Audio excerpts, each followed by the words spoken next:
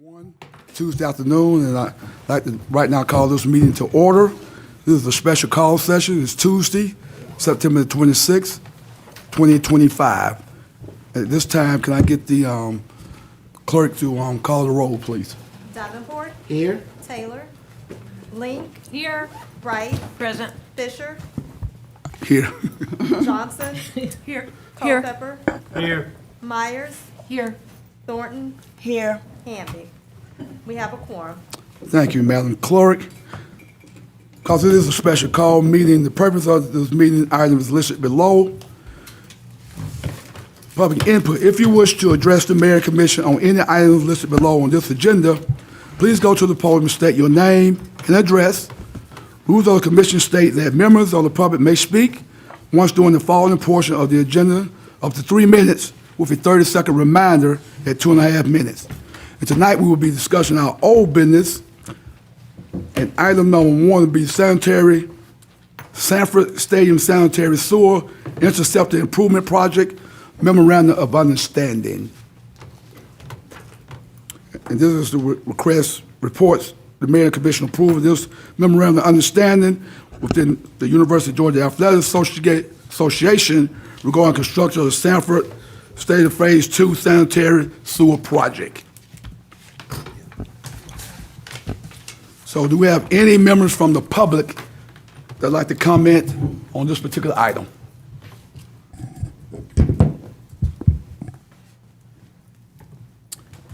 Any commissioners like to comment? I'll make a motion that we approve the option 1, B, and D because we have already taken care of A and C previously. So I make a motion we approve.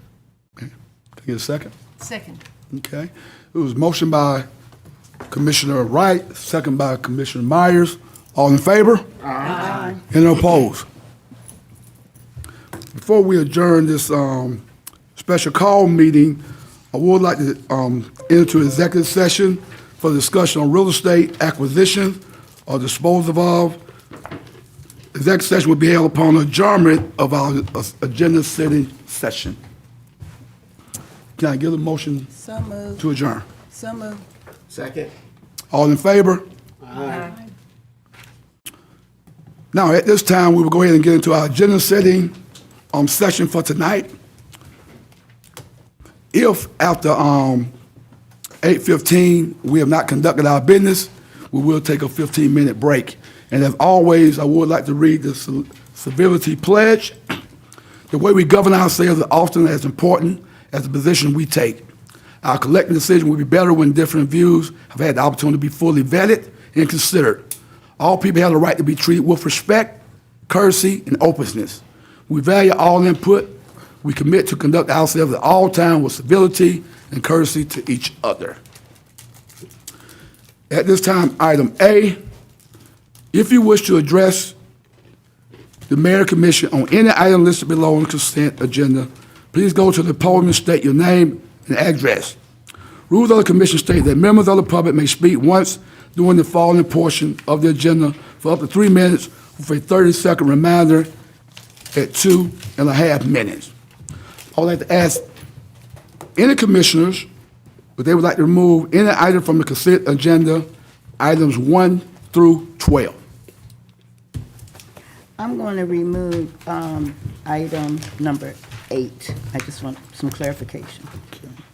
Item number 8. And item 7. Item 7. And Commissioner Myers, item 7. Yes.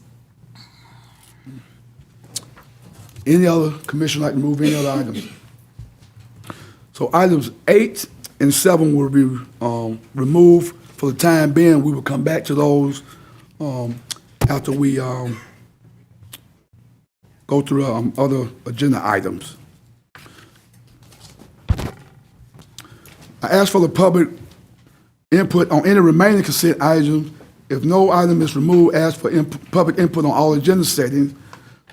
So do we have any public that would like to make a comment on items 1, 2, 3, 4, 5, 6, 9, 10, 11, and 12?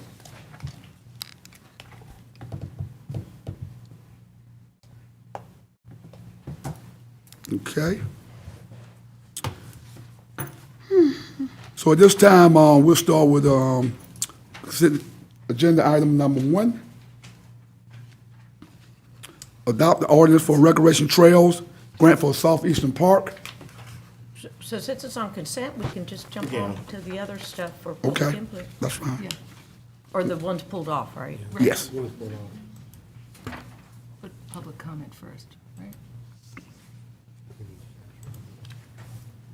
So since those are, those 2 items have been pulled off, we'll go ahead and do public consent on items 17 through 30. Do we have any comments on items 17 through 30? I know we got to do planning. So. Oh, we might get out by 6:30 then. Order, I mean, do we go through the planning items first before we get to the public comment on the? On planning? Yeah, we changed it. Yeah, we got the public, the Okay. planning items. Yeah, we did change So, that. we're not Okay. gonna get through quite as Okay, quick. so if I can get, I'd be glad to quit. 13. come up, please, and I think I need to come down. So for our planning department, we have items, let me get to that. 13 through 16. For planning, we got items, 13, 14, 15, and 16 for our planning department. And I'm gonna come down.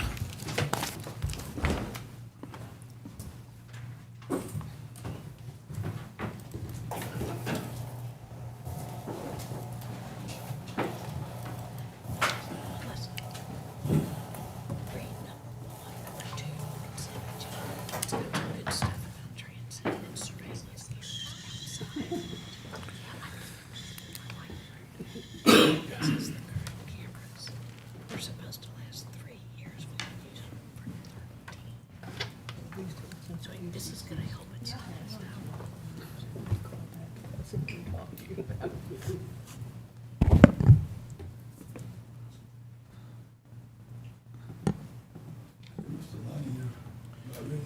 I am.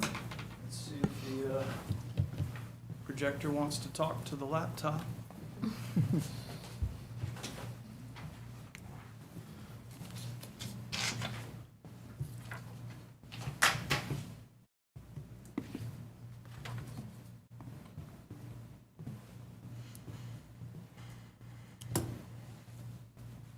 There we go. All right, yes, sir, I'm ready. So our first item is, item number 13, request of William C. Deal, Thompson, O'Brien, Kelly, and Nasha PC owners for rezoning from AR to E1 on 233 acres known as Old Elberton Road. Proposed use is industrial. This will require an amendment to the future land use from rural to employment center. All right, thank you. And while I get started here, I may ask for some support in getting the screen a little bit further down. This may cut off some of the images that I want to show you tonight. There we go, thank you. So all of the items, all 4 items that I'm going to present to you tonight were heard by the Planning Commission on September 4th at their voting session. The first one is for 0 Elberton Road. The request is coming to you from the owner with an applicant acting on their behalf. There's 2 parts to this request. There are 2 parts. One is a future land use change from the current rural designation to employment center. Purpose of that request is to enable the rezone request from agricultural residential to employment industrial, EI. The concept that they've submitted, now this is a straight rezone request, but the concept that they have submitted is for 2 million plus square feet of future industrial use to be arranged in 4 buildings on the subject property, which is around 233 acres in size. So we're going to orient you to the location of this request. This is an aerial view that is largely representative of what the property looks like today. This is from a few years ago, 2021. In the lower left-hand corner of the aerial, you will see Coyle Middle School. So that's the closest structural landmark to draw your attention to. The property has frontage on Old Elberton Road, which would be on that northwest property line, and then immediately adjacent to the school. This shows you some of the environmentally sensitive areas on the land. Not a lot, but there are some. We have some creek bottoms, we have some wetland, as well as some floodplain. The future land use currently, as I noted, is rural, and the request is go to employment. In this view, you'll notice that employment, future land use is already on the northwest side of Old Elberton in this section. Old Elberton is a bit of a fall line, so that line, as you see in this image, is pretty consistent all the way back to Athena, and that's largely because of the ability for sewer service to happen on that side of the ridgeline. On the subject property side of the ridgeline, it is some distance from sewer, and it's also working against grade to be able to make that connection. The area in light blue on this map is Coyle Middle School. So the rezone request is to go from agricultural residential to employment industrial. That's what's depicted here on the screen. And then this is a view along Old Elberton Road looking into the subject property. This is the concept plan that was submitted, and you can see those 4 buildings arranged in between the environmentally sensitive areas. Again, this is just a concept. This has not been any kind of environmental or engineering assessment at this stage of the game. Planning Commission recommendation, based on the fact that the subject property is rural in nature, adjacent to a middle school, in a low-intensity rural residential area, as well as not served by sanitary sewer, and also is downhill from the closest possible sanitary sewer connection. There were some concerns about the availability of making this an industrial use without that infrastructure connection and with the adjacent land use. It is separated from the Athena Industrial Park, and that street frontage is on a rural 2-lane road section that has limited connections and is also predominantly used by residential passenger vehicles. Planning Commission also found that the request is incompatible with the 2023 comprehensive plan, the future land use map, as well as the zoning map. So regarding future land use, they are recommending denial. Regarding the rezone request, they are also recommending denial. And that ends the staff report. Thank you. Do we have any public comment on item number 13? Good evening, Council. My name is William Deal. I'm the applicant's representative for this particular project. As staff has discussed the project, we are looking at an industrial project here that is adjacent to a lot of kind of the industrial growth that the county has invested in, particularly the Athena Industrial Park. This particular parcel may be familiar to some of you in council. This came before council maybe about 2 or 3 years ago for a residential rezoning. And when we were presenting that project, a lot of the questions that came up is, this is an industrial area. There is industrial precedent. Why are we looking at a residential product here in this area? Given the industrial investment that in fact the county has made is largely industrial development authority across Old Elberton Road. And so as we've come across, of course, that is true. There are industrial uses that are expanding and that have grown in the particular area. And this has kind of been the next step in my client's kind of odyssey to find a feasible and economic use of the property. And so we've been looking at industrial projects, certainly been receptive or understanding of some of the concerns here, particularly the environmental concerns. One of the benefits of an industrial project here is that we can protect kind of the wooded areas that already exist naturally on this property, focus the development on those areas where we already have open fields, and avoid a lot of the stream buffers and the wetlands and the lakes that you see on the site plan. So that has been intentional. It's a benefit that we do have to the project. One of the proposed conditions that we've had here, we've been trying to address the concern of the impact that we would have on adjoining properties and the infrastructure that is there. I will say, first of all, that we will expand sewer, and that will be a pump station that my client will incur the cost for to pump sewer over to the middle schools. Sewer does exist on the middle school, of course, and we would have pump stations that would be available to get any kind of wastewater over to that area. Specifically to the infrastructure needs, the condition that we've proffered is that we would limit the uses in this industrial area to level 1 uses. Level 1 uses already have a built-in kind of restriction on the intensity of our use. So your ordinance already gives some limitations on the amount of traffic that we can generate, the amount of noise that can be generated, the types of wastewater and the volume of wastewater that would be there. So this is our project. We're certainly happy to answer any questions as we work through this and approach the public hearing. And I'm happy to answer any questions tonight or then. Thank you. Thank you. Any other comment from the public on item number 13? Okay, if not, this is Commissioner Taylor's district, and she's not here. Any comments from the commissioners? Yes, Commissioner Wright. I think it was presented pretty straightforward, but I do have a question. If you would go back, oh, it'll show it up here. See that little triangle that bumps in at the top, and then it looks like half of one over here? Is there a significant thing there that is why? Do you know? Honestly, I'll have to look into that as to why that might be. You just follow up with an email to Yes. us, because it almost looks like it's maybe a significant right-of-way, something or another. Yeah, sometimes those are cemeteries. Sometimes those are kind of carryover lot lines from estates. But yeah, happy to look into that, and I'll send information out.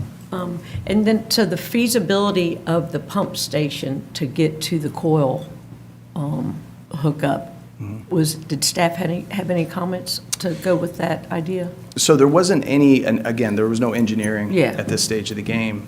That would be something that public utilities would have to evaluate and come into an understanding to make sure that it's that the feasible engineering is there, and that we could enter into the necessary contracts to make sure something like that could work. But that wasn't part of the analysis that public utilities was requested to do. Right, and it's one of those things, if I'm understanding, it's the applicant's choice to come in with those details or to not come in with those details? Is that Correct. right? I mean, That's correct. It's an either-or That's right. scenario? That's right. Okay. And depending on the type of development here, this is certainly showing a lot of square footage, but if you have large buildings that don't have a lot of activity, it is possible they are on a septic system. So it wasn't a given Right. that a but- sanitary sewer connection would be made, but something of this intensity, it was probable that it would be It's, necessary. again, as it was said in here, not sure, they just want the rezoning first. That's right. And then the marketing would happen. Correct. And then with the newer septic options that are available, it could match up depending Right. on what. But we'd have to figure that out as well. If it was a solar panel farm, maybe not so much needed. Correct. Something like that. Fewer people. Yeah. Fewer flushes. Mm-hmm. Okay, thank you. Commissioner Davenport. Yes, I wish I could buy this property so the owner could be happy. So like industry and wetlands seem to don't mix with me well. And 2 million square foot, and this plan is not binding. I do have serious question about that. Looking at the water line and the sewer line, the sewer line mainly connects to the front with the Coyle Middle School. Even with that slope of the topography here, I understand that there will possibly need to be a pump station. But how will pump station work going across? Like, let's say this was the site plan. How would a pump station work if it's going across wetlands? Like, Yeah. what are the legalities or what's the rationale for building a sewer line across wetland? Is that possible, feasible? Can we do that? So, yes, it can be done. There's regulatory reviews that are involved in making sure that that can be done properly. Maybe this view might be better because it shows, let's see, we'll get to where we can see the school. Right there. Well, okay. Yeah, we can go back to that. So, sewage to some extent needs to be collected using topography. Topography on this site tends to fall away towards the north to those creek bottoms. So to make a connection to the public sewer, which does end at the school, but does not make it all the way to the shared property line, I'm not really sure, and planners should not play engineer, Yeah. but there may be some significant challenges to cross that much acreage to get to a lift station that is in proximity to tie on. And those things just haven't been studied at this point. Another, so this property, and if I have it correct, if I'm wrong, please correct me, just send us an email, that it is almost, one side slopes towards the east and one side slopes to the west. The top end, slopes differently from the lower end. So if you put up a pump station, would that go on the ridge line in the middle? Okay, but I know this. These are all the questions, right? Engineering question. Plus also, the area next door to it is zone EI already. And if you go back to the satellite map or the road map, it's pretty pristine on that side. Yeah, it's pretty pristine on this side. So 2 million square foot buildings total will be a dramatic increase of density and landscape for this area. That's all. Commissioner Lee? Yeah, there's no attempt at a binding site plan for this, correct? That's not part of the request, right? And no indication of what specific industry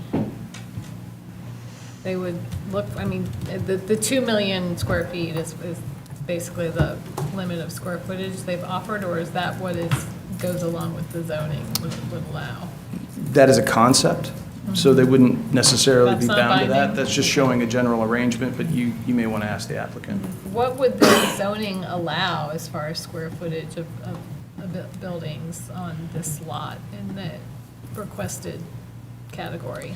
So one of the things to be aware of is the employment industrial zoning allows for 85% lot coverage. So regulations stipulate you cannot build in riparian buffers or in floodplain or in wetlands, but the areas outside of those would be open for development, and 85% is that maximum, whereas AR, the zoning, has a maximum lot coverage of 10%. Okay, thank you. Commissioner Myers? Yeah, and hopefully I'm bringing up the right future land use map, future land use map as being discussed, but if I am, that is right now indicated as continuing to be a rural area. Is that correct? The discussion we've had for the last couple of years about this area is consistent with the current future land use map. But what is it? It's, That's the same. yeah, What okay. would- yeah. Right, got it. Thank you. Any other comments from commissioners? Let's see, this is it. There's the school. Okay, thank you. All right. Our next item is item number 14, request of Jennifer Howard Boulevard Animal Hospital, owner Douglas C. Henson Jr., names of Bell Senior Trust, for special use in CO on 0.97 acres, known as 600 Oglethorpe Avenue. Proposed use is veterinary clinic, type 2. All right. So that is exactly what they're asking for, is the opportunity at this location to convert what was formerly a dentistry practice into a veterinary clinic. One of the details in our use table for the commercial office zone is veterinary clinics are a special use request, and the reason for that is many come with kenneling, and the kenneling in these neighborhood areas is something that needs to be considered as a special use.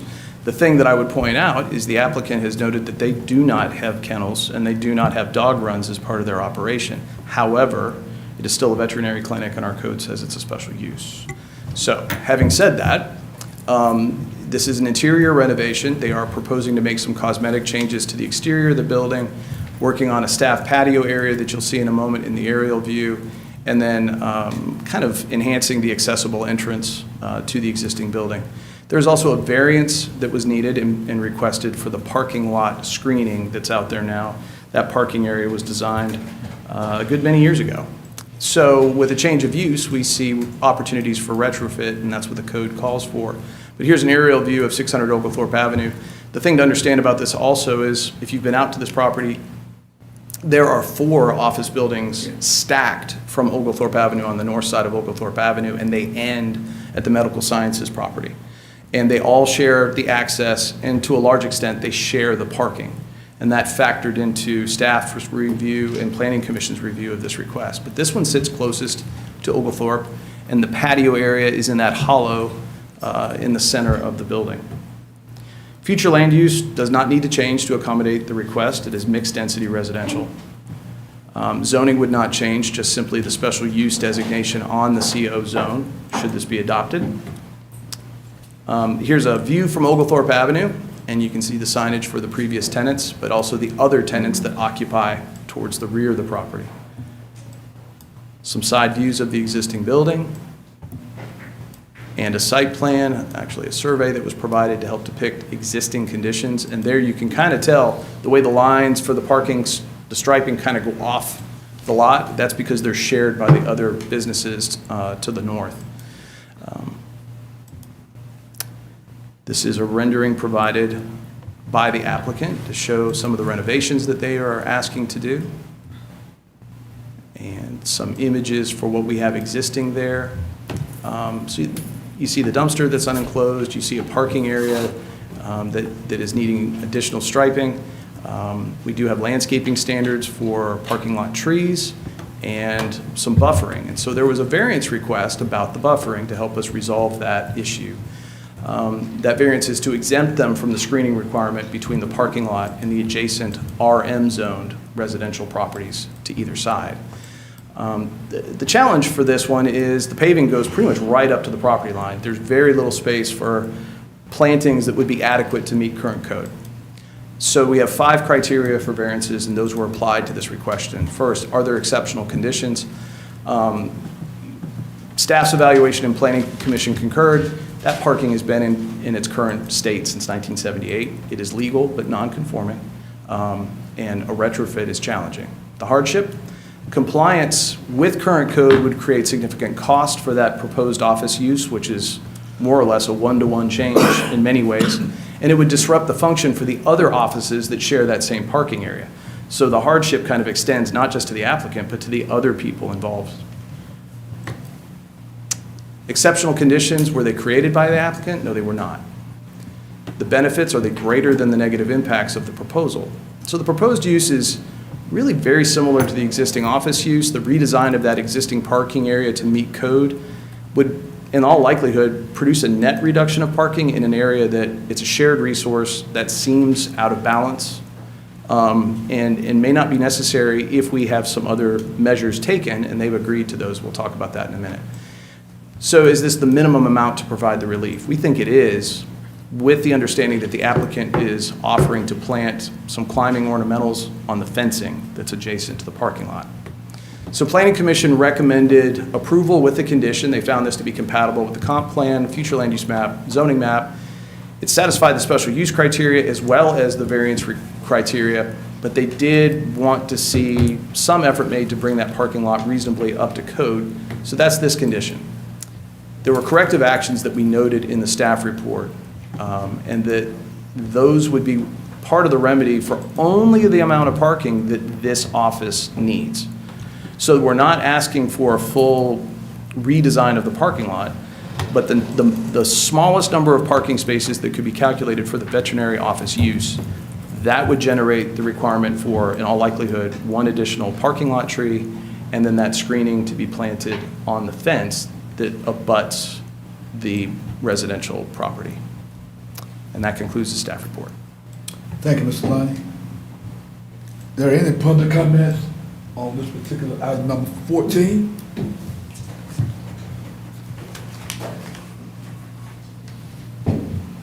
Hearing none, that is in my district. I I appreciate the fact that we are getting a veterinary clinic there. And, I'm sorry. No, go ahead, you start. I appreciate the fact that we're getting a veterinary clinic there. I think it was probably much needed to help those people that surround the area, because I see a lot of people walking animals and dogs and stuff there, so I think it's well intended. I have not, I hope the owners are gonna be, I have not met them. So, but I think it's a good use, that particular property, and I will support it. Commissioner Lee? Yeah, this is my bet. Okay.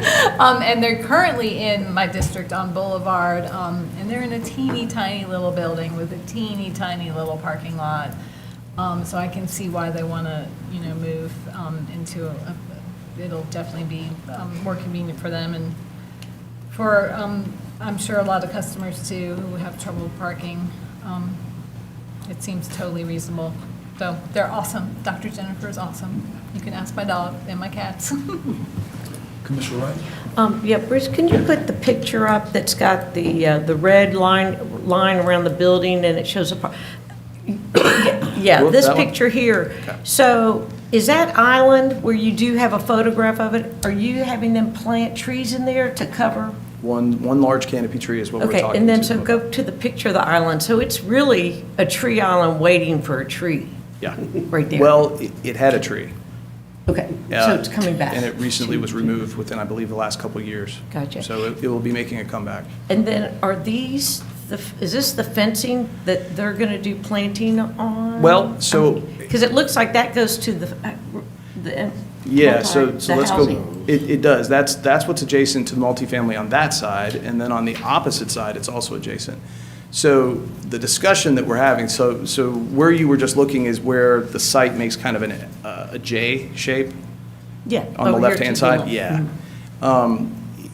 If the spaces that are going to be designated for the vet clinic's use are over there, and that's the minimum, if that's where they cluster those, then that's where we'll look for those plantings on the fence. If it's on the east side, then we'll look for those plantings there. We're going to look for a parking lot tree regardless. Yeah. Yeah. Right.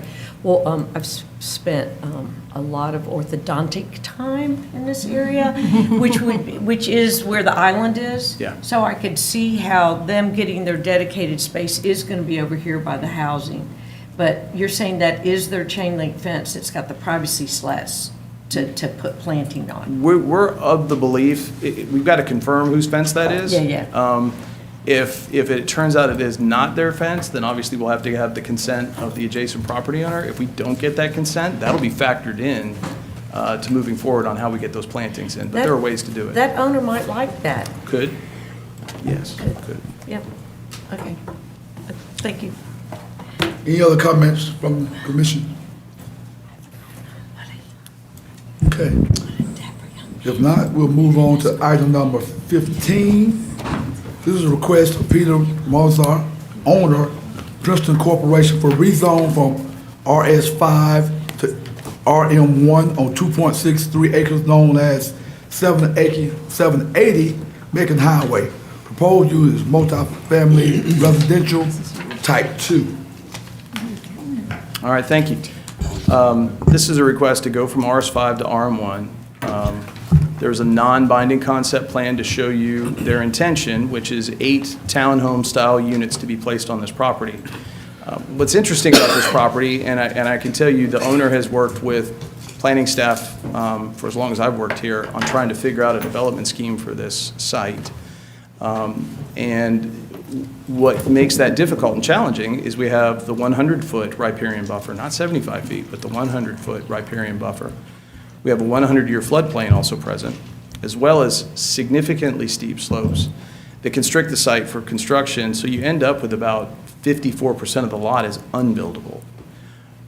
So this request, in most regards, is the fact that RM1 offers the opportunity to develop without having to create lots through here. Once you create the lots, you constrict what can happen, because the RS5 zoning requires a 5,000 square foot lot, 50 feet of frontage on Macon Highway.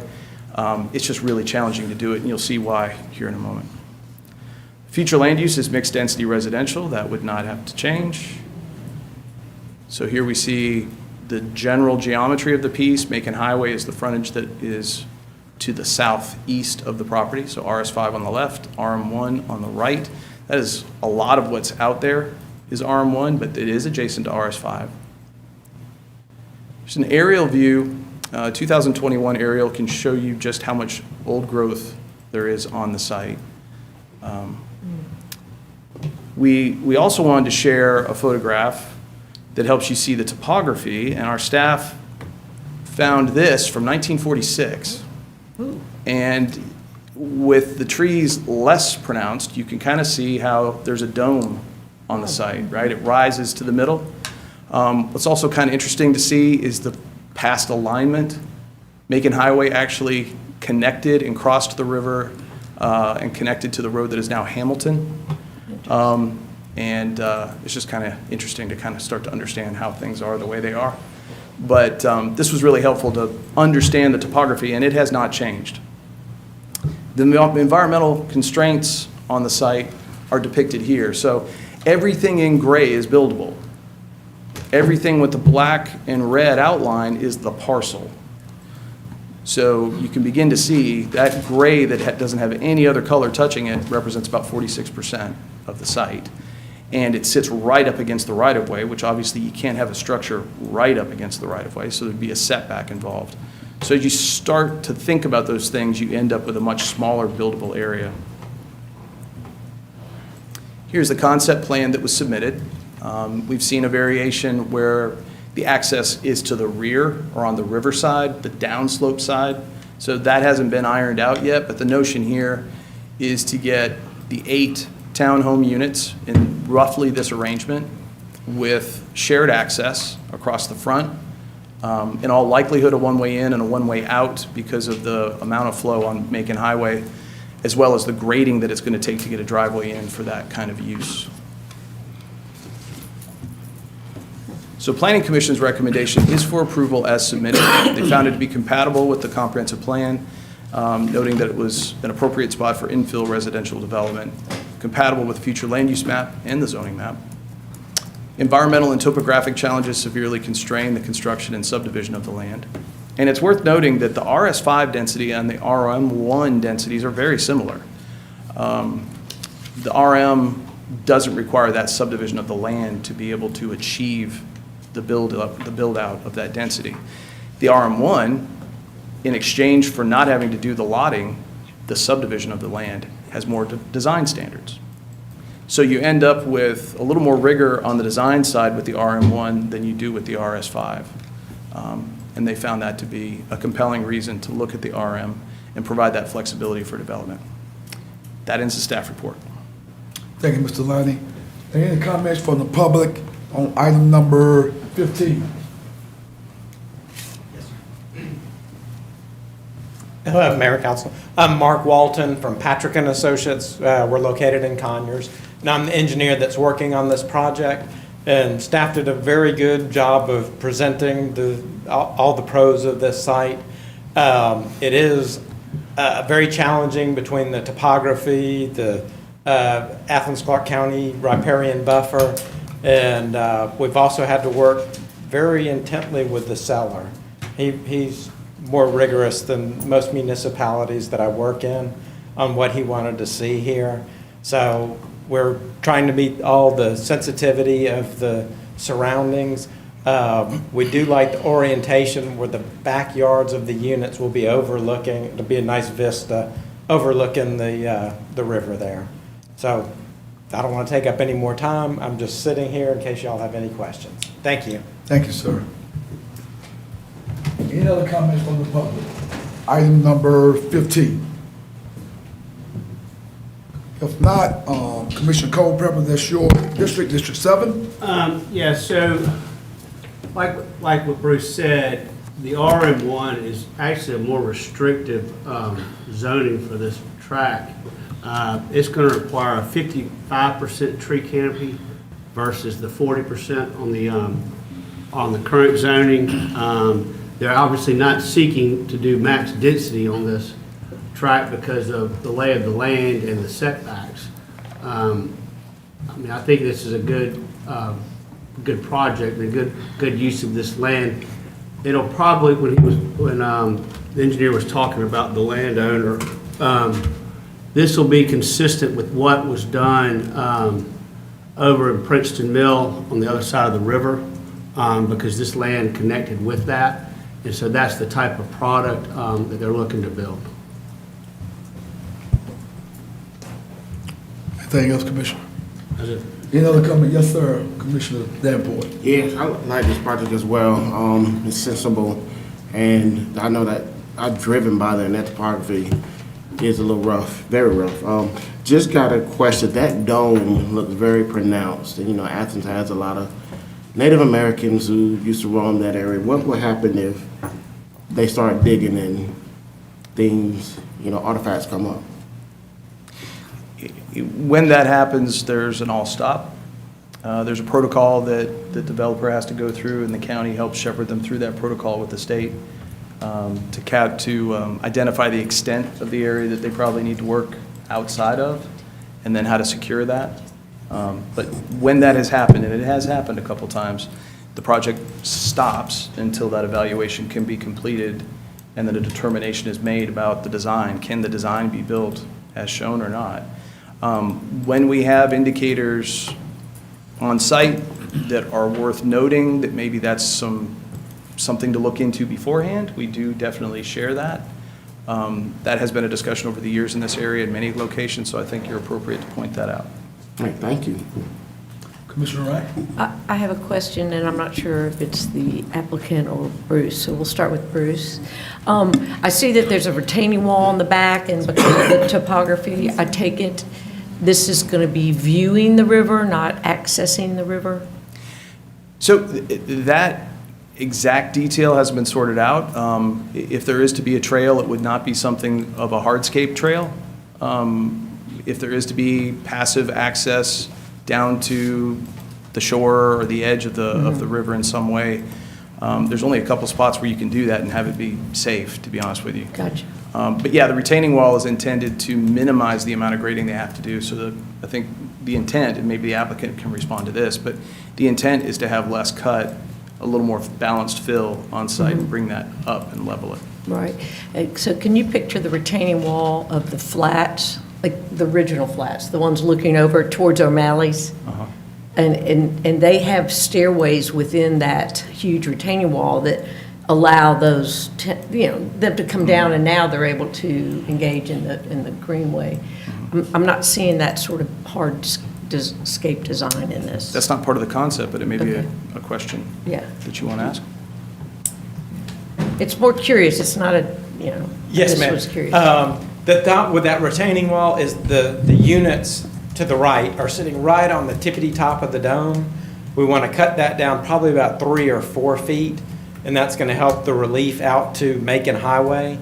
And so that retaining wall, behind the units there, it'll be flat, so you have a little flat backyard, and then that retaining wall will stick up maybe 3 or 4 feet, and it'll just hold the dirt back. That way we don't grade into the Riparian. ACC, the buffer, the 100-foot riparian buffer.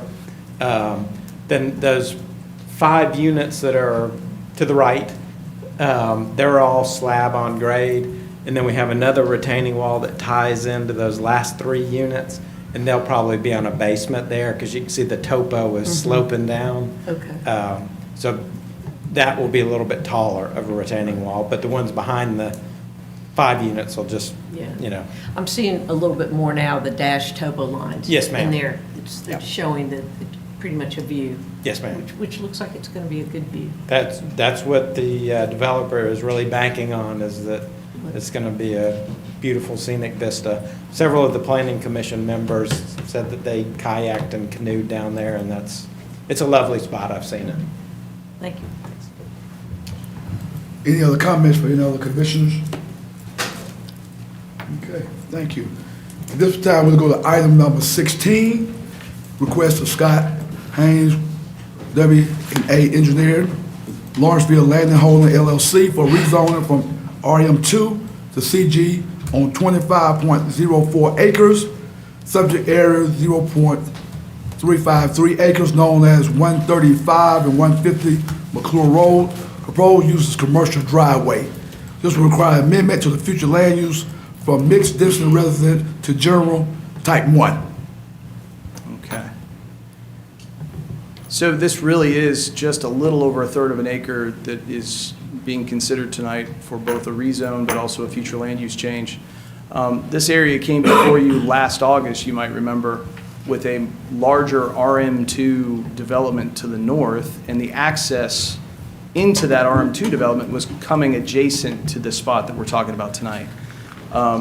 Since that time, we've had a submittal for a Dollar Tree that is very close to getting going right on McClung Road. In the engineering to make that work, it was discovered that the driveway access off of the proposed new road was not going to be sufficient to handle delivery traffic, truck traffic, and honestly, some of the commercial customer traffic. We have a standard in the code that doesn't allow for commercial traffic to travel across residentially zoned land for all the right reasons. We're not trying to have commercial traffic come through residential property. I think if the applicant had had the benefit of that engineering a year ago, we wouldn't have this request tonight. They would have addressed it then. This is to facilitate a commercial driveway that would allow access off the cul-de-sac in a more appropriate piece of geometry, which we'll see here in a second. From a future land use standpoint, what we're talking about is where the black arrow is pointing, that little piece right there that's just over a third of an acre, kind of a trapezoid at the end of McClung Road, going from mixed density residential to general business. And here would be the zoning change from RM2 to commercial general. Here's an aerial view of that same sort of trapezoidal shape. And then this is the development plan for the Dollar Tree. Right now, without this change in place, you can see the driveway on the top end of the development site just sort of stubs out. And by code, they can't connect across that residential piece. With the change, they would be able to do this. And that commercial drive would come across commercially zoned land and then tie in at the property line to a new residential drive that would eventually serve the RM2 development that you all saw last August. So here's another view of the plating for that. The area in pink is what we're talking about of changing. So the Planning Commission's recommendation was both approval for the future land use change and approval for the zoning change. They found it to be compatible with the comprehensive plan. It does improve safety and accessibility for the folks in that area. It also provides the necessary infrastructure for this commercial development to function properly, compatible with future land use and the zoning map. Thank you. We have any comment from the public? Item number 16. Good evening, Bryce Hicks, W&A Engineering. Bruce did a fantastic job really laying this out. It really boils down to that one section of code and that one little tiny piece of property where we just can't use residentially zoned land to have any commercial traffic on it. And once we determined that the existing traffic, the existing layout of the proposed commercial wasn't going to be sufficient, we really needed this little bit of a change here. If you have any questions, let me know. Can I get your name? Oh, Bryce Hicks. Yes, sir. Any other comments from the public? Commissioner Thornton, it's your district, 9. I appreciate Bruce, Mr. Lonnie, explaining why this is coming back. McClure's, it was a nightmare for me for a moment. So I do appreciate, you giving some history there on why this wasn't in the first. Right now, I think that I will be supporting this. Everybody else got a Dollar General. In the area, I need a Dollar General. But 29 is just exploding as far as economic development is concerned. I don't see, and I will be getting back with you guys like I always do before I make my final vote. just to make sure I'm understanding. But right now, I feel good about it, and we'll see you when we see you. Thank you. Any other comments from commissioners? Okay. If not, thank you, Mr. London. Yes, sir. Thank you. Planning Commission items?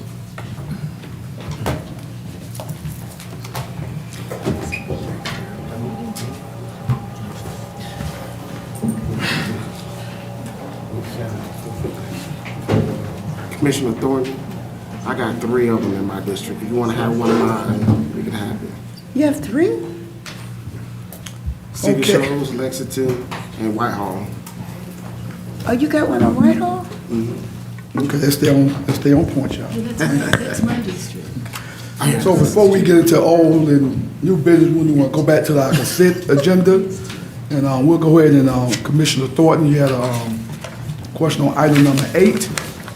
I had item 7, if you want to Okay, go well, on. it's okay. Okay. Well, she was just first, so, okay. Okay. No, Anyway, you go first. Go ahead, Commissioner Myers, I'm sorry. Yeah, no, I just wanted to make a comment on item 7, which is money, which is Project 27, the SPLOST project, facilities, equipment. I want to put it back on to consent. I'm fine with that. But I thought it was, it has some interesting details about our financial responsibilities that we need to be preparing for, because it talks about the SPLOST making a good chunk of the money towards addressing the backlog and maintenance and upkeep of our capital, our infrastructure, capital expenses and such. And when I looked at that chart on page 4 and saw how little the SPLOST was and how much the work was due, I just really wanted to emphasize this to staff and to my colleagues, that we get an updated facility equipment life cycle plan as we're preparing for our next budget here. These are long-term things where some of us, most of us, all of us, I don't know, might not be here in 15 or 20 years when some of these things are falling apart or something, so it's easy to sort of push it off. But I just see that we do need to continue to be looking at this backlog of projects.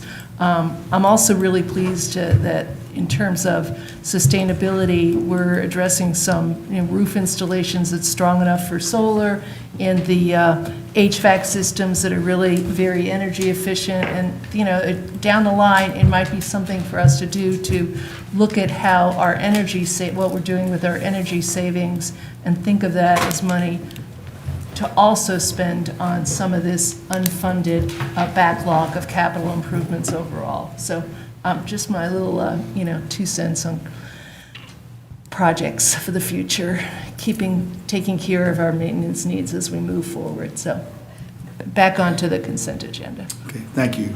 Commissioner Thornton, item number 8. I'm actually going to leave mine off of consent. I really would, I'm paying more attention now on our procurement policies, and I just want to kind of look at what process we went through, or just understand it better. So I'm going to keep mine off. Okay. I'll do my homework before voting session. Okay. So we're going to leave off Item 8. item number 8. Okay. So we'll go ahead and go over item number 1, adoption orders for recreational trail programs grant for Southeast Clarke Park. Consent? Yes. No, we don't need to go over that, do we? We've already agreed for We've all. already Oh, gone to okay. consent. I think we're up My to bad. We're up to number 17, Okay, old business. Okay, thank you. the Broad and Hancock. Okay. So now, next on our agenda is No, because it's not a voting. old and new business, item 17 to number 30. My thing on keeping it. If you wish to address the mayor commission on any item below on the old and new business, please go to the podium, state your name and address. Rules of the commission state that members of the public may speak once during the following portions of the agenda for up to 3 minutes, with a 30-second reminder at 2.5. So all old and new business items 17 through 30. We have Any comments from the public? Items 17 through 30. Oh, We have an executive session tonight. okay. Any input from the commissioners on any items 17 through 30? Yeah, each one. Commissioner? Go through. Yeah, we should go through one by one, correct? Okay, Yes. we'll start with item number 17. Yeah, this is the West Broad Hancock Pedestrian Safety Program, the TSPLOST program, that I asked to be held for this month's agenda because we had a really awesome meeting with community members last week. Staff came out, we met under the pavilion at Rock Springs Park and got a lot of input on the proposed projects and some extra details and prioritization. I just met with staff earlier this afternoon, and I'll be bringing up a CDO that'll, have a detailed prioritization and a few more details to the proposed projects. So this is looking good. Any other comments on item 17? Okay. Item number 18, SPLOST 06 Fire Station 5 replacement, property acquisition. To leave that off Leave consent. it off consent. I wanted to address that. What we go? No, we're going to executive session. Oh, I don't want to talk Okay, about that okay. part of the, I want to talk about my CDO. Okay. Okay. I'm sorry. No, that's all right. Yeah, we put this on hold at the beginning of September, and therefore I was not able to address the commission-defined option that I put forward, so I'd like to address that. And I hear the resident concerns in that area, and that's why I put together some of the items and the bullet points in the CDO. I'm hoping that my colleagues will see how the CDO addresses resident concerns, but also locates a firehouse in the area identified by the fire chief as the best place for providing emergency services.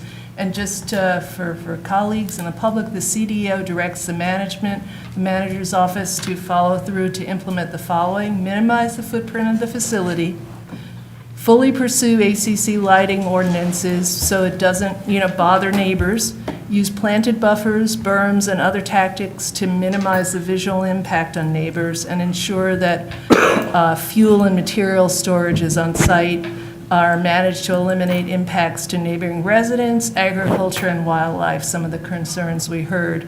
But concerning why the firehouse should be located on Old Lexington Road, after all this time, it really boils down to something very simple, and that's that it will address and provide better services to 800 more residents in the 2.4 radius of that location, who will now, or if that happens, be able to get the response times needed to save lives from heart attacks, strokes, and fires and other emergencies. And those are addresses on Bob Godfrey, Nellie Mays, Lexington Road, Robert Hardiman, and Blue Heron Drive.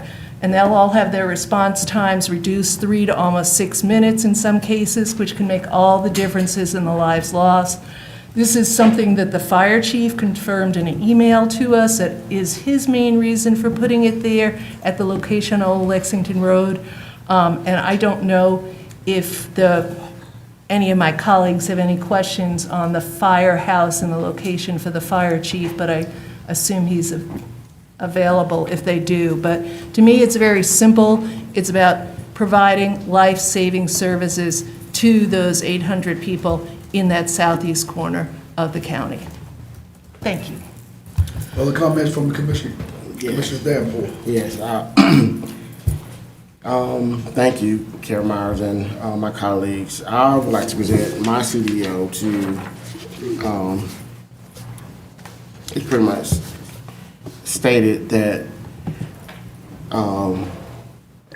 so the constituents that I serve are stating that, yes, we do need a fire station on the east side, and we need it somewhere out in the rural area. It just, they have concerns about this particular location. And I know in the executive session and behind the scenes, we looked at other locations as well. The current location does still leave the neighborhood of Bar H, the neighborhood of Otterwood, south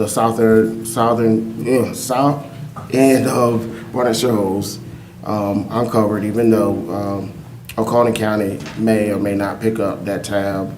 It does leave some gaps.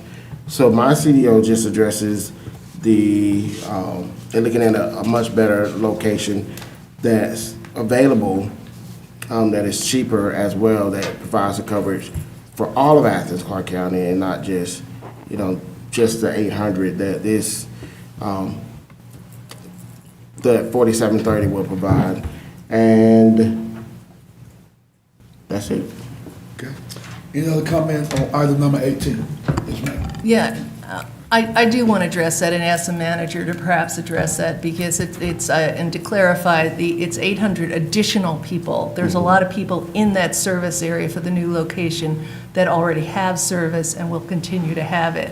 I'm not sure what the other CDO of my esteemed colleague location is being talked about, but I know in the site selection committee, we asked about sites over on Barnett Shoals and also the ones over Lexington Road, and I'm wondering if the fire chief could address moving them in the, whatever directions those are, to the right or left, and perhaps he could address that for our clarification. Go ahead. And is this fire station potentially gonna look like the rest of the fire station, 2 stories almost, with the 3 bays, conference room? Let's let Chief Moss I come know up it's a little early, but and maybe address that. Yeah, I mean, we haven't gotten into the design yet, but certainly he'll have the idea of what would be involved with it. Hey, Chief, how you doing? Hey, thank you, everyone. So to address the question, first of all, Commissioner Myers wanted clarification about, as far as, you are correct, Commissioner Myers, it is an additional 800 residents. However, we're looking at a totality of about 12% of the county population affected by this decision. It's not just 800 residents, it's 800 additional unserved, underserved residents that would be added by removing the overlap, the 50% overlap from fire station number 7 and number 5 as where they currently sit, expanding that to the southeastern corner of the county. So it is something that will improve services for an additional number of people, but it does affect in the areas that you mentioned, as well as you mentioned both. We are still going to be responding from fire station 7 and 5. We're not going to be really relying on Oconee County for response to any of that unless we request it. It's not an automatic aid area.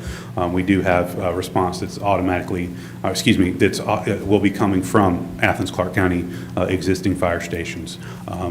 The improvement obviously would be to reduce travel time. And travel time, I know in previous discussions, I kind of highlighted, and if it's okay if you could allow me to illustrate just a couple of examples. For every minute that someone may have suffered a cardiac arrest and there's not viable CPR being given them, there's a 10% drop in their chance of survival. So 5 minutes can mean someone's life. 2 minutes could make a difference depending on how long someone has been down. When it comes to someone bleeding, a person can bleed out in under 5 minutes. So somebody working on a farm cuts their hand off, working on some farm equipment. That could happen. A structure fire, it could go from a trash can that's burning to an entire room and contents, or beyond that, in under 3 minutes, depending on the type of ventilation, the type of construction materials being used, what kind of furnishings the home has. So that just illustrates the importance of us getting there on time. We can't really control as a fire department the time that it takes for somebody to call 911, the time it takes for the 911 processor or call takers to process that call, dispatch the call. We can control how fast we get ready, but the one thing we definitely cannot do anything with is how long it takes us to get somewhere. Those are a lot of unknown factors when it comes to traffic conditions, weather, but location of the fire station is something that you all as the governing body can control. So that's where this is a very, very key investment in the community. We're openly acknowledging that there is outcry from some residents of the community, but this is a decision that can affect beyond just the southeastern portion. It can affect the entirety of the county, but we're definitely talking about at least a 12%, 15,000 people affected by this. An additional 800 is what we're looking to improve our services to, and beyond that, depending on the future development of the county. Thank you, Chief. Chief, the general design? Oh, sure, of course. Yeah, and as Manager Cowell brought out, we are looking at options for design ideas and concepts. We've seen some of the prototypes from other fire stations in Georgia. Cherokee County is one we're looking at. We've looked at some from Winder that do have the single-story look. They're not two-story stations. They're smaller. They're not as big the commercial look. And of course, they're not as expansive as some of our fire stations. Again, that's something that I don't really have as much of a say, but I can make a recommendation, and my recommendation is, of course, something that will blend into the community. It will be complementary of the community. If it has a big open front porch, wonderful, but as long as it doesn't have the big, huge gaping windows and things that we may be seeing in a more commercialized area, that's kind of the driving recommendations that the user group has provided. That would be the fire chief, deputy fire chief, and other firefighters that are on that user group. We've recommended it have something that's more of a complementary look. And that's something that the Site Selection Committee as well has worked to develop that concept moving forward. So in the public input sessions, that was asked of us, yes, sir. And the movement of the location further to the east, over to Barnett Hills, or further to the west? Correct. So further to the east, and we're looking at providing more coverage for Oglethorpe County than we are for Athens-Clarke County potentially. More to the west, and we're removing the coverage of the uncovered area, the underserved area that we're already trying to improve coverage to. North or south, same way. We're kind of going up to Winterville, or south, we may be kind of removing coverage from the eastern part. Yeah, I didn't see you, so I'm glad you're here. Yes, sir. So, I got a whole bunch of bosses who yell at me. Gotta listen to them. 'Cause, they pay their taxes. They don't want their quality of life disrupted. But you hit on a good point when it comes to response time. Yes, sir. Can you elaborate more if we move this fire station to Lexington Road to Morton Road at the corner there? I believe that property is a little bit cheaper, but if I'm on Belmont Road and if I have slip and fall, I dial 911, can you elaborate minute by minute, like what are my chances of survival or further injury if I'm on one road? And, Well, it does depend on the severity. If it's something that's a severe, trauma to your spine or something like that, obviously. I'm having a heart attack. You're having a heart attack. So there we go. That is something that would really be a key thing. So again, kind of not, a full-blown cardiac arrest, again, as I stated. Now, again, a heart attack's a little different, but it's just as urgent. A full-blown cardiac arrest, for every minute I'm not having CPR, that's basically a 10% reduction in your survival opportunities. And then depending on how long you've been down before somebody saw you and called 911, that time is already built into your ability or lack of ability to survive. But as far as a heart attack, obviously, quick intervention, being able to provide critical rapid treatment to you, and then rapid transport from there. But getting our folks there to triage the situation and begin doing that. Minutes do count. 1 or 2, 3 minutes could make a difference, but 5 minutes would definitely make a difference in somebody's, likelihood of having complications and being able to fully recover from something like that. So if you're on Morton Road and I'm on Belmont and can you get that distance in the same amount of time at 47:30? No. Okay. It would take us more time. Thank you. Yes, sir. Chief, let me ask a question. Yes, sir. One of the things that we've been hearing is about the noise. What's the average calls that we get from all our fire stations locally? What's our average call? Maybe per It month? is the station dependent, so obviously we may hear engine 21 from station 1 come out, 6, 7, 8, 9, 10 times a day. It's the busiest station by far. Okay. Times triples Let's many of say- the call volumes, but station 5, the current station 5, we get 2.5 to 3 calls on average a day. Okay. Is our yearly average, yes, sir. Okay. Just curious. And they're not all emergent lights and siren type calls. Medical calls sometimes will go what we call cold, where we're not having the lights and sirens to be able to respond. Any other comments from any other commissioners? Thank you, Chief. All right, thank you. Our next item is item number 19, Hawthorne Avenue, Oglethorpe Avenue intersection improvements. And of course, this is part of the eminent domain. I know, again, this is part of my district, and I have not had the opportunity to talk with the owner. I called him twice and have not heard back from him yet. And actually, I've gone by his establishment and have not received any feedback. So I know it was one of the things that we gave 30 days to take a look at, because it was eminent domain, and how much of that property it was gonna affect, would affect his business. So hopefully, before we get to our voting meeting in October, hope I have some response back from him. Any comments from my colleagues? Leave it off, consent. Yeah, let's leave You that. got extra time in Yes. September for Yeah, that. yeah. 2 more weeks, 2 extra weeks. Next item number 20, Sycamore Drive Pedestrian Improvement Project, preliminary design. Consent? Can we put in consent? Consent. Consent? I'm Yeah, consenting. consent, I'd do consent.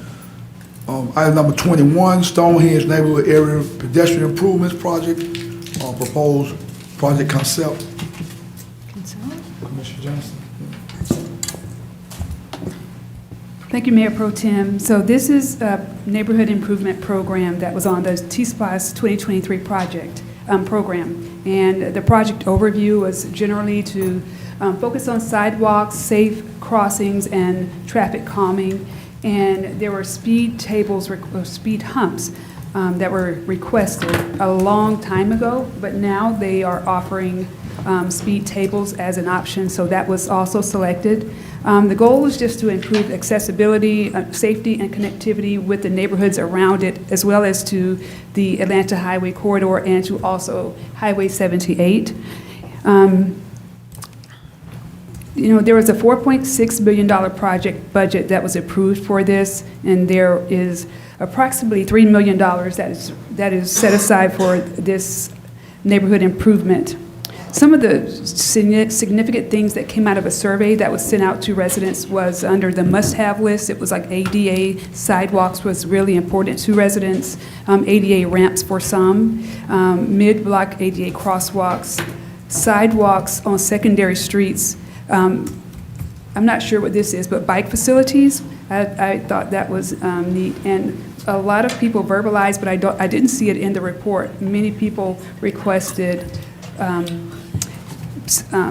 transit bus stops with a cover. And I said, that's Plan B. Is actually, let's get this done, and, we can't have you on the street, but once the sidewalks are in place, then you have a place to stand, and that's hopefully where, the transit bus stop will be.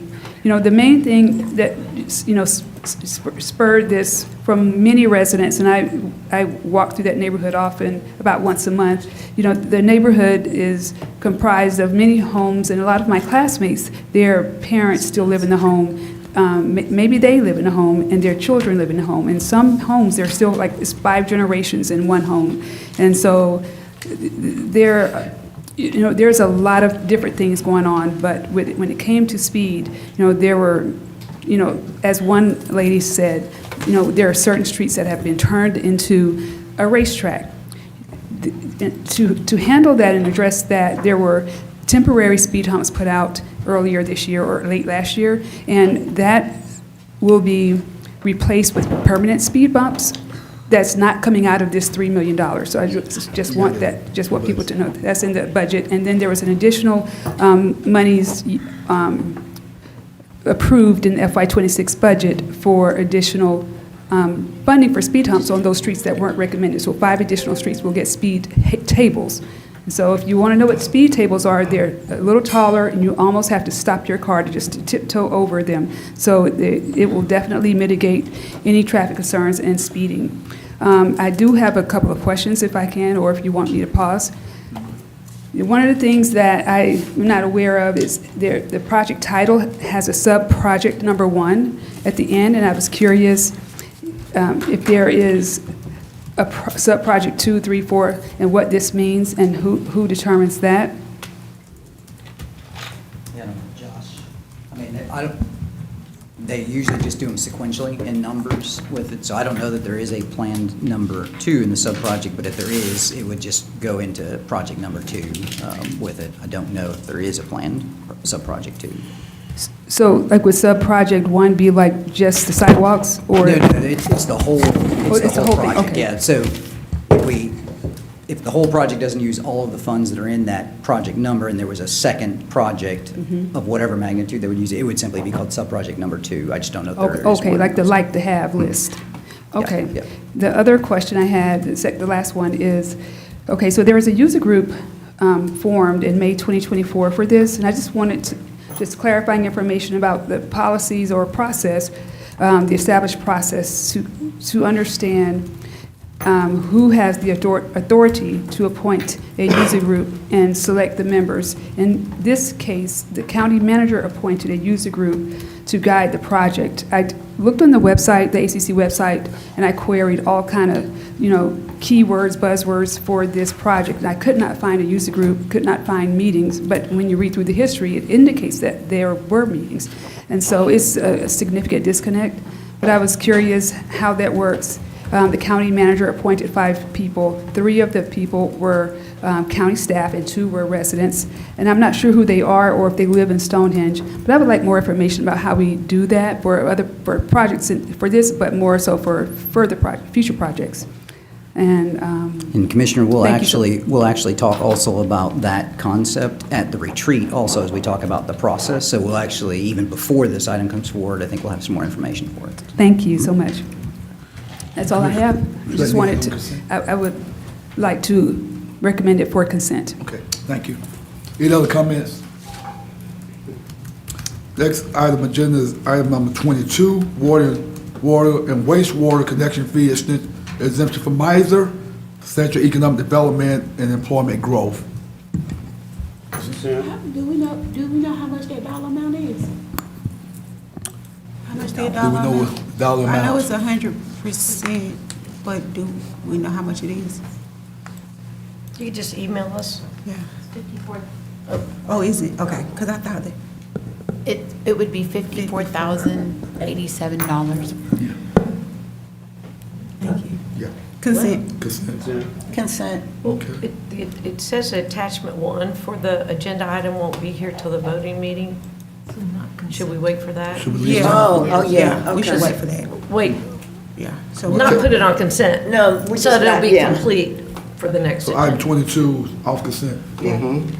Good catch. Not that we don't consent to the idea of it all, but Thank you, Commissioner Wright. Next item number 23, Miller Oconee Water Reclamation Facilities Operation Building Design. consent, Okay. if we consent. Leaf and limb contingency funding request for new FY 26 positions, Solid Waste Department. I say consent. Consent. Okay. Item number 25, Athens-Clarke County Local Emergency Operation Plan Adoption. Consent.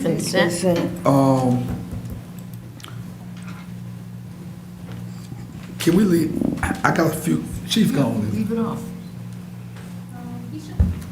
He's probably hanging around somewhere. I just want, You might well, I just, just want to ask a question. If you have it, we can We try to can leave it answer it. Oh, yeah, If not, one thing I've talked about was, I know we got a coordinator, but is there any plans in the future for us having the director of the emergency management plan? Yeah, I think, the chief certainly, I think, has already added resources to this, and I think would be interested in adding additional resources as we go forward. So it probably is something worth talking about as to what that ultimately looks like. Because right now, we're operating under that coordinator position. Right. Whether it becomes something more than that, I don't know, but certainly I think they would hope to add more resources over time.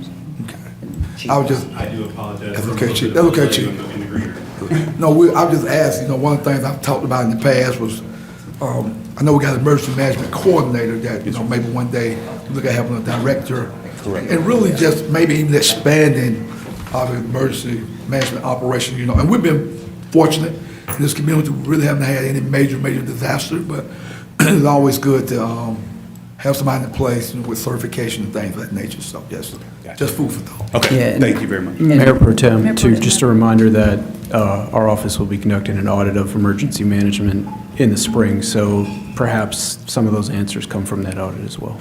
So, Okay. Thank you, Chief. Sorry about that. Mayor Pro Tem, Yes. I have a question. After this is approved, is this something that we can have on like our homepage as something? We've received, in my short 8 months, a lot of emails about our process. And I want this is a good tool and has a lot of information. Is this something that we can make it easily found? People can find it easily and not buried So there's, on a website, Okay, on so- the department page, excuse me. to me, there's two plans of thoughts here. Having ran a emergency department with the school system, some things you may not want out there for security reasons.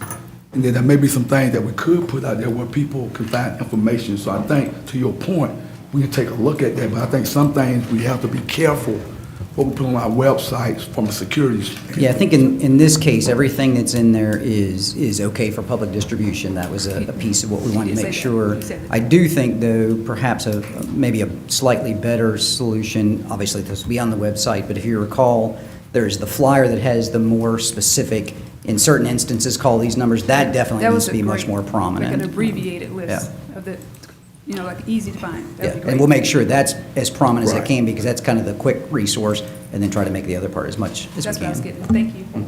And I guess that was part of our retreat about, because I didn't know you had those numbers like at a fingertip. So if this can be made clearer or so it doesn't get lost. Yeah, no, Sometimes we'll you get definitely lost. we'll be amplifying that through different means, but then making it as visible as it can, and making sure that you all have that information too, so that as you have meetings, you can also get that out to folks and stuff too, so, yeah. So nobody won't say they work for me no more. Yeah. But also correct me though, but there's some things though that we wouldn't put into those plans for public. Definitely. There are things that certainly are part of emergency response that aren't necessarily going to end up in that plan. Right. What's in the plan right now is all able to be shown publicly. A good example of that is there may be locations of electric facilities, substations, those kinds of things. You're not going to see that in the plan and stuff. Yeah. Okay. Anything else from any colleagues? Did you get the book at the work session? I know you weren't able to be at the work session, but did you get the book? I did not. It's like this. Okay. I'll get with the clerk. I'll get our clerk and get the book. I'll get the book. Okay. Thank you. Thank you, Commissioner Ryan. Consent or we're good with item 25? Yeah. Consent. Okay. Item 26, GOC report, recommend updates to BAC's procedures. I would like it to be on hold for about 6 months. Oh, no. You guys have been, excuse me, I'll wait my turn. So this is about 9, 10, 2,000 years of work that we put into this thing. So it's a two-parter. So our main task was to try to consolidate some of these BACs, find out, thanks to staff, that some of these BACs are created by the state, so they can't be combined. And then our lovely mayor has the option of creating his own or her own BACs, because that's in the ordinance. So there's not much that the commission can do, but we did, so the mayor can pretty much create, I wish we could change that charter, but the mayor can pretty much create his own BAC. But what we did was, for a few months, comb through the tier 2. So if you look at the document, just focus on the tier 2 of the BACs. And if you go to the recommendations on the in the packet, it pretty much sums up the work that we have done. So some of the BACs we combined together. Some we did away with because we already got the HRC, and we want to be consistent legally. So some of the active BACs were created by resolution. Resolution just a decision of an intent of this body. So we want to change those to codify them into our ordinance, and we updated our BAC rule book as well, which requires all BAC members to have an email address and to use that email address, for open records, as well as it's a lot easier to communicate that way and to do training. And one of the caveats that the icing on the cake, will be paying BACs if we approve our 27 budget. We'll be paying the members, of the BACs for their meetings, because two BACs in it right now are getting paid a stipend every month. And I just think if anybody in the community who dedicates a couple hours a week at 6 o'clock at night, to hear about solid waste or to hear about bike lanes, deserves to be compensated for their efforts. But yes, leave it off consent. I meant to send a one-pager this weekend. I got it typed up, but I forgot to send it. It's been a rough weekend. Y'all know behind the scenes, but if y'all have any questions, please feel free to ask. Okay, I'll start with Commissioner Culpepper, and I'll go down the line. So does this require them to post the minutes on the county website and the videos of the meetings? Yes, so that's state law. They have to do that now. Well, excuse me, not the videos. The meeting minutes have to be posted. Maybe Judd can, I don't know if they have to be posted, but they have to be kept. yeah. Because I know there's, like, if you look on our website, there's some that don't have any minutes or anything on Yeah. there. I don't know, I don't think there is a legal requirement to be posted, because I know you have to keep minutes, but I'm not sure there's a requirement. I can check on that to actually post them. Commissioner Myers. Yeah, fortunately for. I mean, it makes sense to post them, but Yeah. I don't think, Yeah. I'll check on that, though. Fortunately for Commissioner Davenport and committee, I left all my notes on this, so I'll send them. There are a lot of little things. I just read through it this afternoon, the manual, which I think is great to have there. I do think that there are a couple of things in terms of, like, having all of the back meetings on YouTube available, and the minutes are all, there's some things we'd heard about from the public, but I saw them included into the manual on some of those things. But I will send those comments that I have out for everyone's consideration, and some of them might just be little tiny things. Commissioner Thornton. I'm really glad that you are considering or recommending these community volunteers a stipend. I guess we just need to see what it looks like in the budget, but I do think that's more than, we should have did that a long time ago. I guess that's what I'm saying. It's $67,000. That's it? That's it? Okay. And She's gonna raise it, watch out. Because I even think about the folk that serve on our TSPLOST and SPLOST committees, especially in that cycle. They give up a lot of time. And I think I was really embarrassed when we were interviewing, I forget what committee, and one of the ladies said, I know she was a current committee member, said that she had to pay for her parking, So I know we can do the thing at the parking deck, but I do think that where we can at least show our appreciation monetarily in some kind of way. So I think TSPLOST and SPLOST folk are BAC folk also. I do want to highlight the tags, or SIG tags, that they're going to be combined. So that's one of the reasons why I want to put them on hold, because once they get to the community, y'all may probably more than likely get a phone call. But there is some devil in the detail as to why we decided to do that. It is very time consuming for staff. If you look at the recommendations that the TAD group presented, they're pretty much all the same, but we do have a recommendation that each commission will have somebody in that representative district. So, but. Commissioner Wright.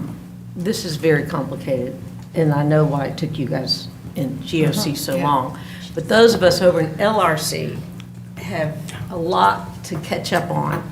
So Commissioner Myers, chair of LRC, it might be that we have a special meeting with the chair of GOC to come to LRC and break this down for us, to keep it moving. But I don't, if we do need to hold it so that we can absorb the changes and understand, because I'm not seeing some of the list and the changes that happened in the entirety of what you did and what you, as a committee. But you started working on this October of 2023. It was assigned in July of 2022. So I do understand that you're ready to move it on, but I think that the rest of us need to get caught up Yeah, in those changes. And the other part, I don't know when we're gonna tackle that, but we are taking a break. So the other part would be actual application process. So, and we'll be working with the clerk of commission and PIO, but that's later down the road. So don't include that in consideration when you look at the, So sorry. Okay, so these are all great details that I think instead of having the one-on-one here at the meeting to understand. So I need to catch up. All righty. Thank you. So we're gonna put this on hold? No, it's not, I was kidding about the It's whole. off I'll do consent. that later. Okay. It's not on But it's definitely not on I consent. believe there was a document we were shown in the meeting that listed the changes. Yeah, I didn't see an attachment. I mean, I Yeah, saw we the, can we ask staff to share the presentation that we got that outlined the changes? with the whole- Yeah. and then the BAC handbook, is this the new version of it? Because I'm not seeing things marked out or. That's the clean version. It's a of clean it, version. Yeah. But maybe we can share the It might be the- unclean version. We need to see. We have a dirty version. Anything else, Commissioner Ryan? All right. That's it for now. Thank you. Commissioner Myers? Yeah, maybe we can get that crossed out version as well. But since you brought it up, one thing I do remember was about the application process. And I remember reading this afternoon in here, that's in this document, it does mention that there'll be, it does mention a process where we'd review them and rank our top 5, and then 5 people would be interviewed. But you're saying that's going to be addressed again, separately? So the process of us getting notification, Right. should we, they're staggered throughout the year. Should we combine them? And Commissioner Link mentioned it should be electronic, all that type of stuff. Yeah, because I also thought, there's a difference when we have one open position and 5 applicants. Sometimes we've had like 4 open positions, and we've only interviewed 5 when we've had 10 applicants. And it seems like it would make sense to interview a We few thought it more would in be that prudent case. to include our permanent clerk in on that conversation. Yeah. And since Okay. we're in We'll an get somebody interim out. So that's- clerk area, we wanted to wait to. Perhaps that could be, somehow indicated in that agenda report. Well, I do think before this comes up next for the voting session, even though it's off of consent, that we send you some thoughts and some suggestions, because I got some thoughts and suggestions, but I don't want to dare minimize how hard that job worked on this. And, yeah, I struggled with the requirements. It's like, I really struggled with that when we had somebody who was highly, but yet we're looking for the diversity. It was a tug of war sometimes, so, yeah, that was one of my stressful moments. So are we leaving on consent? Off consent. I think I said that before, y'all told me no, okay. Okay. Item number 27, LRC report, noise ordinance recommendation for AR zone. You ever hold that, Patrick? Oh my God. Yeah. I'll let Let me- Chair. How long did we work on this? Yeah. Patrick wants to approve it tonight. Yeah, actually, this is so much more narrow, and I have to admit that this took us 4 meetings to discuss this. And so when I think of all the details that are in that back manual and in all the recommendations, actually, it's pretty good that you got it done in the amount of time that you got it done. Anyway, the noise ordinance is pretty straightforward. This part of the noise ordinance, we actually have not left noise behind. We are addressing more noise, but this addresses noise in agricultural zones. And so we spent 4 meetings understanding the issues related to excessive noise in agricultural zones and how to address them. I got to say special thanks to code enforcement, public police department, the manager's office, and importantly, the attorney's office for coming back on this for those 4 times of minute exploration of this. So basically, we got a text amendment to address noise restrictions, extend noise restrictions to commercial entities in agricultural zones where previously the ordinance applied to single-family zones. The noise from commercial entities affecting single-family. Now we're looking how it affects residential family, not residential, rural. And present, so there were no restrictions before. Now I think I have this simplified. So Commissioner Davenport and I were going over this before, and I'd like all my committee members here and see if I'm making it too simple. Now, if this passes after October, now before 11 p.m. on Sunday through Thursday and before midnight in the rural areas, you shouldn't be able to hear anything over a mile away from those commercial entities. And then after those hours, you shouldn't hear anything from over a half a mile. And if you do, the noise source can be given an ordinance warning or violation. Are we not? Okay. So that's what this is doing. And I hopefully, I've talked to Commissioner Davenport, whose district has had issues with this.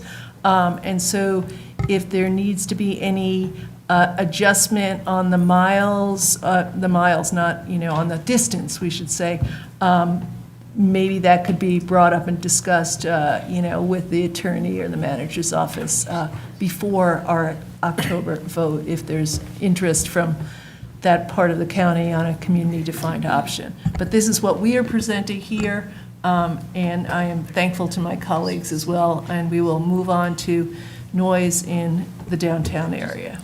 I will add, I know that Austin Jackson wrote a memo regarding this matter for the members of the committee. I'm not sure if he shared it with every one of the commissioners, but it might be good for him to do that if he didn't, so that, because there's some legal issues related Right. to this that you would need to understand before we start offering CDOs. CDOs on the distance in particular, perhaps. Right? I wouldn't have, well, I'm surprised. Well, never mind. I'm sorry. Commissioner Lane. Yeah, so I understand y'all are moving on to talk about the noise ordinance and its applications downtown. Does that also include like CN zones? Because what I'm seeing as our entertainment district grows, we're getting more venues in, say, normal town, and we're getting noise in like normal town and Boulevard and Cobham. Not to mention the student parties, those kind of things. We are addressing what the current ordinance says right now, which is how it affects people in single-family zoning. And then the root of it is whether it's a public spaces noise and whether it's private space outside noise. And we're learning about, and we've studied this before in another version of it, is that if it's a commercial entity doing their job, you can't get a noise ordinance violation for your lawn care equipment, right? So we're having to learn about the commercial applications of noise as versus a noise ordinance violation in But in the closer areas as the ordinance currently reads. So, but amplified sound It's is not. specifically amplified, and we're also looking at amplified noise, amplified apparatuses on the right-of-way, in our public Okay, good. spaces, and also in private spaces, because we have private entities amplifying to an extent that others are not able to enjoy where they are. And they are in that entity for that. Does this include amplified car stereo? The car stereo version of this was studied in Or L- mufflers, On too? LRC, we studied vehicles, and that's a whole nother entity that passed out That's what I'm without saying. action due to the lack of ability to address that and a little bit of targeting that happens with it. Was kind of how we. So does state law not regulate, like mufflers, like noise coming from non-commercial vehicles? So we learned that you can't change your vehicle, but we didn't learn a way that we can enforce that when somebody has changed it, That's something like that, or Judd might.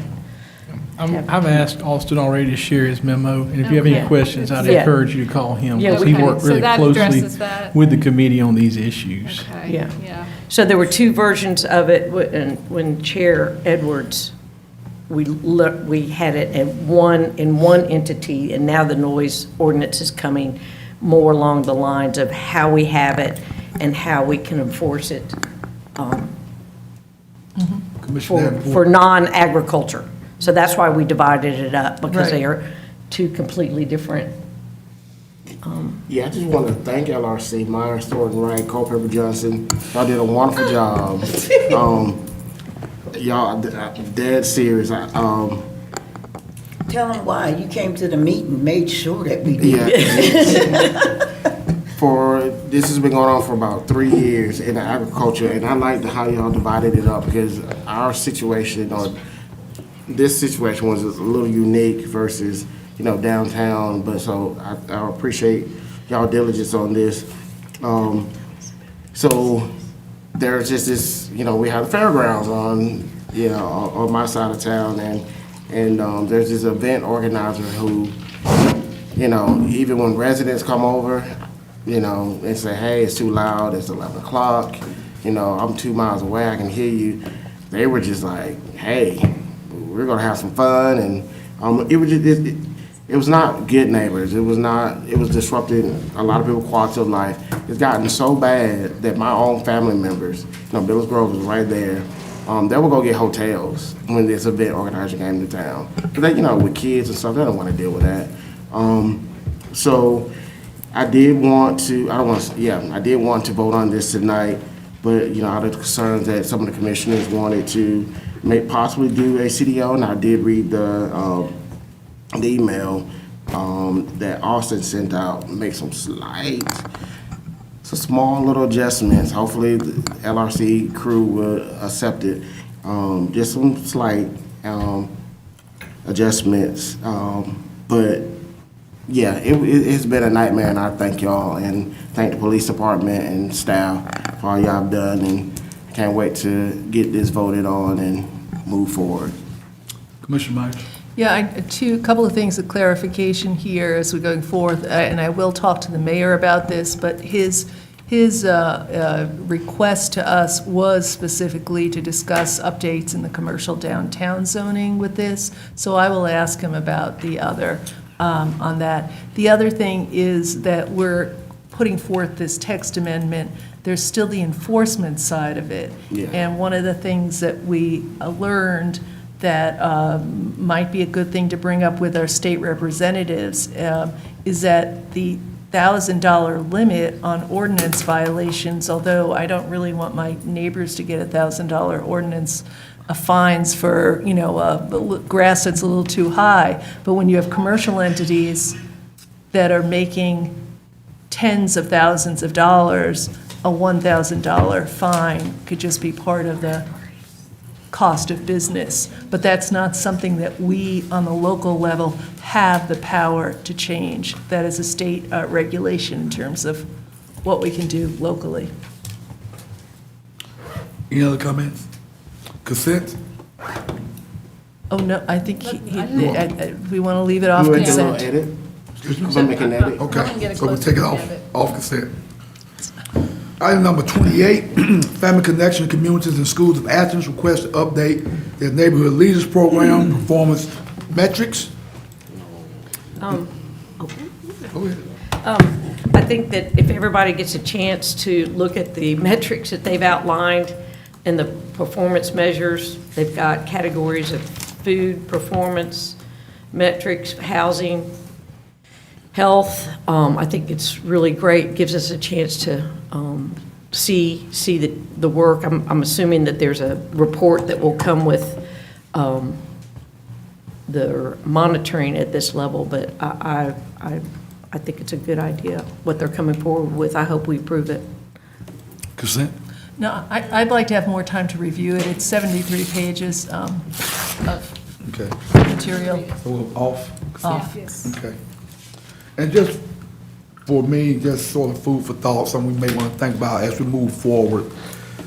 It'd be pretty good if other nonprofits would come before us and make these type of presentations as we move forward, so we can look at their matrix and their data. So I think it's something we need to, as we move forward, take a look at that. And, and I guess I've been saying this since I've been on the commission about outcomes.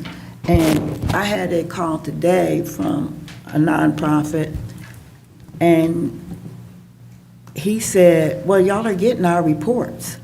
And I'm like, no, we ain't getting your reports. Maybe, They're on the dashboard, but I hear you. But I do think that is a quarterly report, one pager. I don't go to the dashboard like I should, but he was real adamant about it, and I'm like, well, let me check. Maybe we did, and I didn't overlook. We don't. I overlooked. So I do think that making an effort to readjust their job performance. I know one of the things they did take out before was the voter participation, and rightly so when I look back at it. So I'm glad it is off so we can delve into it, but I do think that if nonprofits are submitting reports, we should be able to get something and not just have to go to the dashboard. And I think I said this also publicly, the one that I think all of us get is from Athens Tutorial. They send it to us individually. We get a report from them every month. And it's good. It's a one pager, and it's good. So I hope as we move forward, that's something that we can take a look at with all the nonprofits that we're funding, that they get these person just give us those type of reports. But that's food for thought for another day.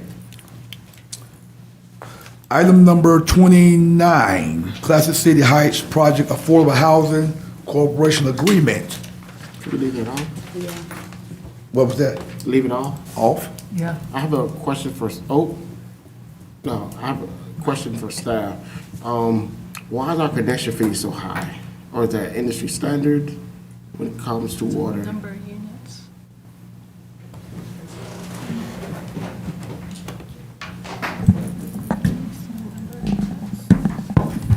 Our connection fees basically represent an equity buy-in of the prior investments made by the community. So for example, if prior ratepayers have paid $50 million for a water or wastewater treatment plant, the new entity tapping in has a responsibility to pay for their portion of it. And so there's a pretty complex analysis involved in establishing that.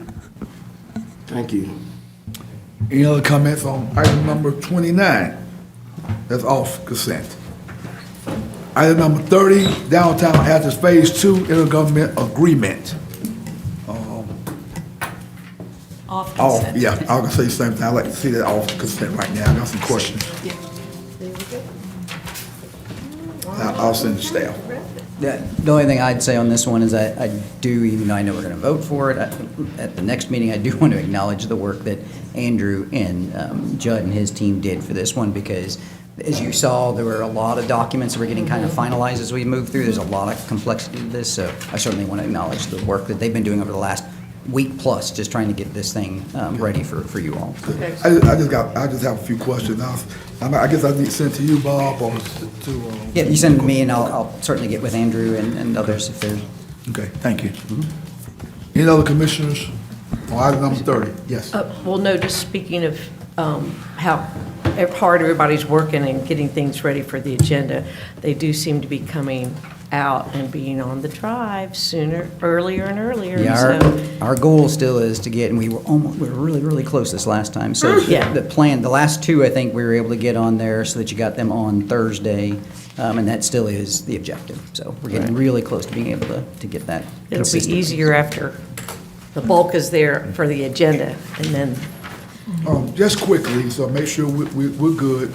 Item 17 through 30. So we're gonna hold 17, 19 is off, 22 is off, You mean off the, onto con- off consent, all consent, I'm sorry. okay. off I mean, consent. that's in my notes. Okay. Correct me if I'm wrong. No, I'm getting you mixed up. Okay. I'm getting mixed up. 22 is off consent. 26 is off Yes. consent. 27 is off consent. 28, 29, And 30. and 30. Did I miss any? Okay. Can I get a motion to adjourn? Second. Didn't you make them? Well, we ready to go in, let me finish. Oh, okay. Because it's been motion to adjourn, and we're gonna excuse the audience and employees so we can go into the executive session. Can we take our break now? We can take a 5-minute break Thank you. before we go into the executive session. And I'm gonna have the chief join us for this. Okay. Thank the public for showing up today. We'll take a 5-minute break.